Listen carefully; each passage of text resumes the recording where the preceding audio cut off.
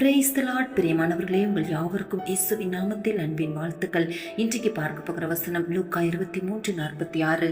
இயேசு, பிதாவே, உம்முடைய கைகளில் என் ஆவியை ஒப்புவிக்கிறேன் என்று மகா சத்தமாய் கூப்பிட்டு சொன்னார். இப்படி சொல்லி ஜீவனை விட்டார். பிரியமானவர்களே, மனுஷனுடைய ஆவி கர்த்தருடைய கையில் இருக்கிற தீபமாய் இருக்கிறது.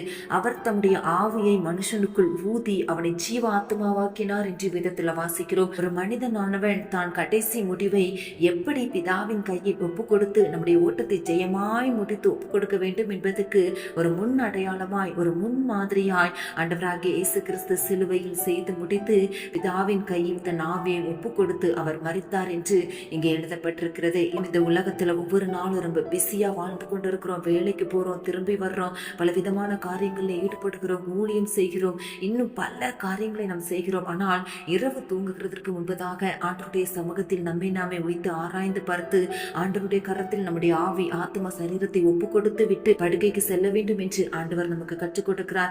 இன்றைக்கு நைட்டு என்ன நடந்தாலும் நம்முடைய ஆவியை பிதாவின் கரத்தில் ஒப்பு கொடுத்து நாம் தூங்கும் பொழுது அன்று இரவு என்ன நேர்ந்தாலும் அது கர்த்தருடைய சித்தத்தின்படி நாம் தேவனுடைய சமூகத்தில் நிற்கிறவர்களாய் இருப்போம் என்று ஆண்டவர் இந்த காரியத்தை நமக்கு கற்றுக் கொடுக்கிறார். இயேசு எப்படி தன்னுடைய ஓட்டத்தை ஜெயமாய் முடித்து சிலுவையிலே தன்னுடைய ஆவியை பிதாவின் கையில் ஒப்பு கொடுத்து விட்டு அவர் பரத்துக்கு ஏறி சென்றாரோ, அதே போல நாமும் ஒவ்வொரு நாளும் உலக வாழ்க்கையில ஜெயமுள்ள வாழ்க்கை வாழ்ந்து நம்முடைய ஓட்டத்தை ஜெயமாய் முடிக்கும்படி ஆண்டவர் கிருபை செய்து நாமும் இயேசுவோடு கூட இருக்கிற அந்த நித்திய ஜீவனுக்குள்ள அந்த பரலோக பாக்கியத்தை பெற்றுக்கொள்ளும்படியான கிருபையை கர்த்தர் நமக்கு ஒவ்வொரு நாளும் தந்து அற்புதமாய் தேவ சித்தத்தின்படி வாழ்ந்து கிருபை செய்து நடத்துவதை உங்கள் கண்களால் கண்டு கழிப்பீர்கள். இன்றைக்கு ஒப்பு கொடுத்து ஜெபிக்கலாமா?